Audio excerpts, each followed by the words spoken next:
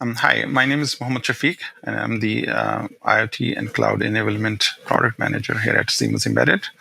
IoT or Internet Thing is a big topic, and device builders are increasingly looking to enable IoT use cases on their devices, which were previously not connected to the Internet. This need to offer IoT services brings up new challenges for these device builders, where they have to quickly learn and adopt new technologies, as a complete IoT offering typically involves adding new functionality to the device software, as well as implementing web or mobile applications. If you are a device builder and planning to develop an IoT ecosystem around your devices, you can join my session at ARM DevSummit 2021 to learn how Siemens Embedded can help you enable IoT services on your devices.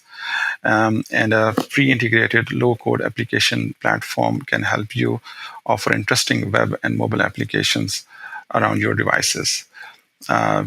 For details, please visit devsummit.arm.com.